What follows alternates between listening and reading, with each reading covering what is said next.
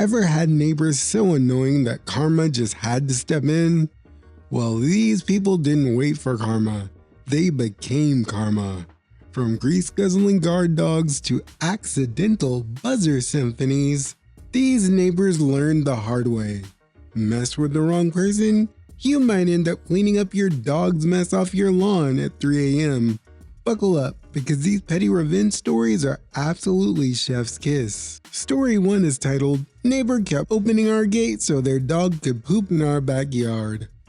These aren't the friendly neighbors either. They're the ones who usually mind their own business but will park their cars in front of your driveway, throw parties that go until 2 a.m., party in their garage, and then air out everyone around them who wants nothing to do with their party favors and the likes. These neighbors have a dog they're not supposed to have. It's none of our business, but we don't mention anything of it whenever we see their landlord. Maybe they have an agreement that says otherwise. Don't know, don't care. I just know the landlord doesn't allow pets. It's a pretty looking pit mix though. A few nights ago, I look outside our door to be met with the eyes of a dog.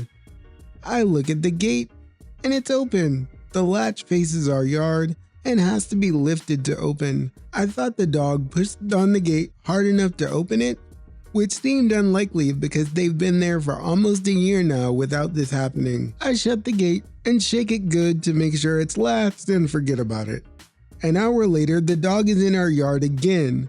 The neighbors, they're in their garage, feeling good. Their garage is what attaches it to the fence with the gate. I chase the dog out, close the gate, and this time put a block in front of it just in case the dog is somehow managing to push it open. Later that night, I see the neighbor confused as to why our gate won't open. They didn't see me there. I didn't say anything.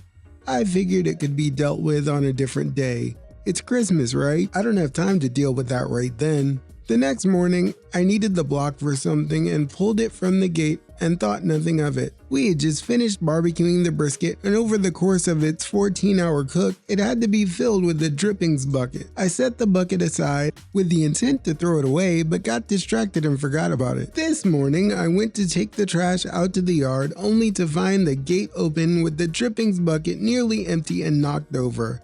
Paper towels were shredded up, aluminum foil scattered all over the yard, and all followed by paw prints.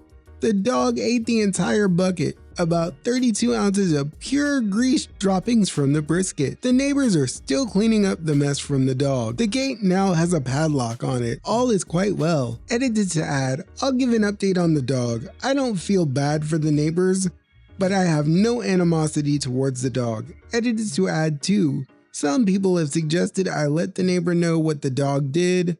I gave them a heads up about their dog eating the drippings/grease from the brisket. They pretty much dismissed it and said, thanks. Again, I'll give an update after a couple of days for the dog. This is an example about how you can tell that karma is real. Without even trying to get back at those ridiculous neighbors, the OP totally did. It is so annoying when people have pets and don't take care of them, letting them wander wherever they want and expecting that somebody else is going to clean up after them. You decided to get the pet, not the neighborhood. Okay, I'm getting off my soapbox for this one. In story 2, sometimes they tell you when there's a noise complaint to let the police handle it. Our next OP had their own idea. Story 2 is titled, Inconsiderate Neighbors Met My Loudspeaker. So I'm living in a very quiet community. It's rare to meet someone outside, but when you do, these people won't bother you at all. As a reserved person myself, I just nod to greet them at times, and I have no problem with them at all. I rarely see my neighbor in the left unit, and the right one is vacant. One quiet night, I went to bed at 1 a.m. when suddenly loud rumbling woke me up. As suspected, someone is moving into the right unit. They moved in the wee hours around 2 a.m. Not that I care, but they started slamming walls, banging their metal screen door and their main door. A neighbor down the hall came out to check what was happening. The wife kept apologizing, but her words felt hollow, as if we were the ones being unreasonable for the disturbance. I let this pass. The next morning, I found the stairs and walkway littered with broken clothes clips leading to their door. Like following a trail of ants, could definitely tell who the culprit was. I let this pass again. A few days later, I saw the caretaker who handles the gardening, cleaning, and trash collection removing fruit and veggie peelings from the biodegradable trash bin. I didn't want to jump to conclusions, but given their inconsiderate attitude, I had my suspicions. Then today, the hammering started on the very wall between us. At first, it was just light taps. I assumed they were hanging a picture frame. To my surprise, the hammering intensifies to an unbearable level. So loud you'd wish you'd had earplugs handy. I wouldn't have minded if they'd just given me a heads up beforehand.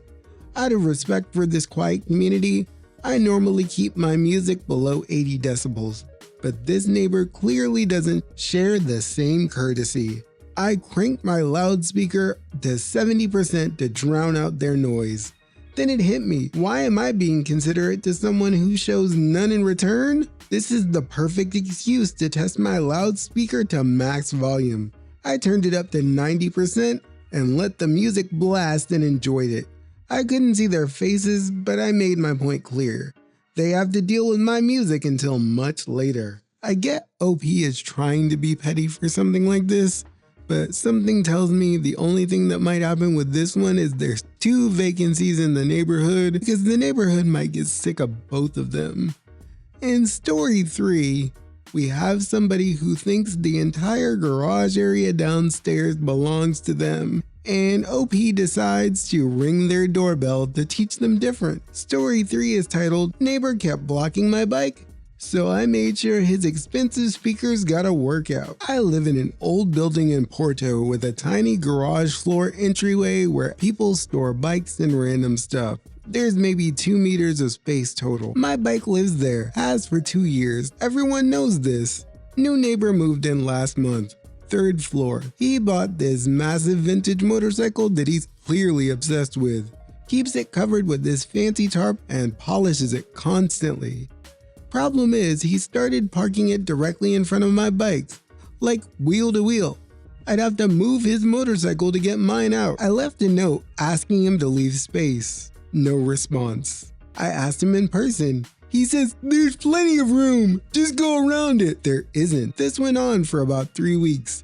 Every single day I'd have to shift his motorcycle to get my bike out, and it's heavy as hell. I almost dropped it once. Here's the thing though.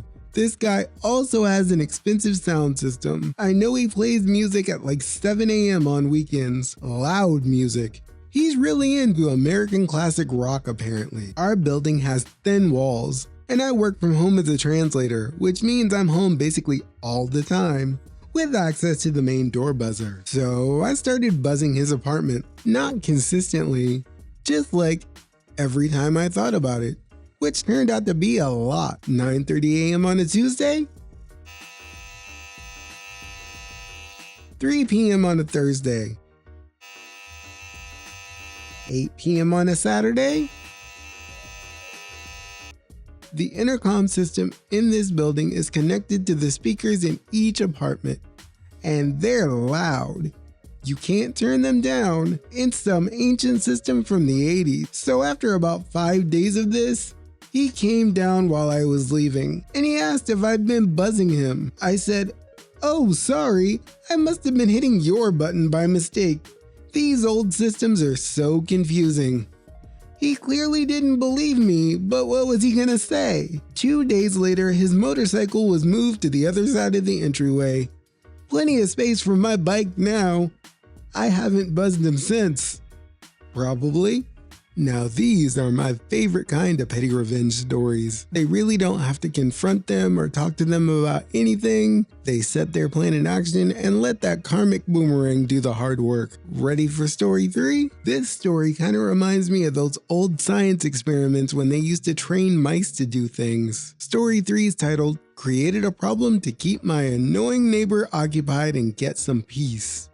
In the early 90s, we bought a new house on a lot that was recently severed and sold from the neighbor's property. It was a large corner lot divided into 2 parcels. The back parcel was originally intended as a second driveway to connect the side road to the neighbors, but it was mistakenly sold to us. Our neighbor, known as Grumpy Old Guy, insisted that his back parcel was his property and was never intended to be sold. He and his lawyer messed up. He would often stand there right in front of our bedroom windows to kinda mark his property. Trying to have a reasonable conversation with him was impossible. I repeatedly told him that I had the deed and the property line wasn't going to change. His wife was rarely seen as she had limited mobility and spent most of her time watching TV connected to a C-band satellite dish. At the time, I was working in wireless and had access to test equipment. To find a way to keep the neighbor occupied and hopefully give us some peace, I decided to generate interference that would jam his satellite signal. I set it up on a timer so their signal would cut out 10 minutes before the hour and come back 10 minutes after, meaning they would consistently miss the beginnings and ends of their TV programs. This definitely kept him busy trying to figure out what was wrong. He even called out technicians, but of course, the issue never occurred when they were there. I could often hear his frustrated outbursts, and I imagined his wife was adding to the pressure. After a few weeks of this, I walked over to him fiddling with the satellite dish and casually mentioned that I worked in wireless and had some knowledge of satellite communications and maybe I could take a look. He was immediately interested, so I climbed the ladder and pretended to adjust something and gave him some technical sounding nonsense about what I found. Then I told him it was fixed. I stopped the interference from coming from my house. A few days later, he came over to thank me profusely, saying I had fixed it when no one else could. From that day forward, he was the friendliest neighbor and never mentioned that contested piece of land again. I love stories like this too. You're doling out karma and they have no idea. And he also diffused a situation that would probably annoy him for decades. Way to go, OP. Do you teach classes in that? In our final story of the day, let's watch as the karmic boomerang hits the jerk of a neighbor who ruins snow removal for his neighbors. The story is titled, Petty Revenge on My Jerk of a Neighbor. I had an altercation with my jerk of a neighbor. Backstory. I bought my first house last winter, and I moved into it last March. So I've been here just over a year. The house shares a private drive with several other houses. The residents of our private driveway would collectively pay for snow removal, but this year the company that provided that service stopped. The reason they will no longer service our private drive is the jerk neighbor would park his truck in the way to make it impossible for them to remove the snow without hand shoveling. This meant this winter we had to hand shovel our private drive ourselves. 3 times this winter, myself, any and all my neighbors, including a 75-plus-year-old man who had no business being outside shoveling snow, hand shoveled the entire private drive. All except the jerk, that is. On one occasion, right after we finished shoveling, jerk drives out of the freshly shoveled driveway without even looking at us. As I understand it, jerk doesn't care about snow removal because he has a truck. According to him, his truck can get over snow fine, so he shouldn't have to pay for snow removal. Another thing that really irks me about this jerk is he apparently bullies the elderly neighbor on our private drive. Earlier this week, I cut the grass and took the yard waste to the end of the driveway and dumped it 6 feet from the curb where the city comes to collect it. Last night, I'm taking out the recycling and jerk is at the end of the driveway in his truck. He says hello and then asks me moving forward to move my yard waste 100 feet away from the driveway because it's killing his grass. I say the grass died there because the city took 2 months to come and collect it last time. He says he moved it for me this time, but then that's when I noticed that my pile of waste was moved an extra 100 feet further away. You see, I'm not always the best at dealing with the spur-of-the-moment confrontation stuff. I walked away at that point. I was livid. I felt like a coiled spring ready to snap, but I thought for a moment, calmed down, and made a plan. I got home and told my girlfriend to start the car and pick me up at the end of the driveway. We were on our way out, and I had more to say to Jerk. I walk back to the end of the driveway where Jerk is still waiting. I say I'm going to leave the yard waste there because that's where the city comes to collect it. As I point to the spot where I initially left it, I continue, if there's a problem with that, You can have the owner of the house contact me. He immediately goes, I'm the owner. I cut him off with, as I understand it, you're a renter, is that correct? He nods his head and I say, fine, just have the owner contact me about anything. I actually need to talk to the owner about snow removal, so it would be great to talk to him. As I start walking away, he says, wait, just talk to me. I go, no thanks, I'm only interested in talking to the owner. At that point, my girlfriend made it to the end of the driveway and picked me up and we drove off. At that point, I felt vindicated. It's essentially the end of the story, but I noticed something odd when we came home later that night that gave me an extra kick of laughter. When we're pulling into the driveway, I noticed that pile of yard waste was moved back to the initial spot, which implies Jerk actually moved it twice.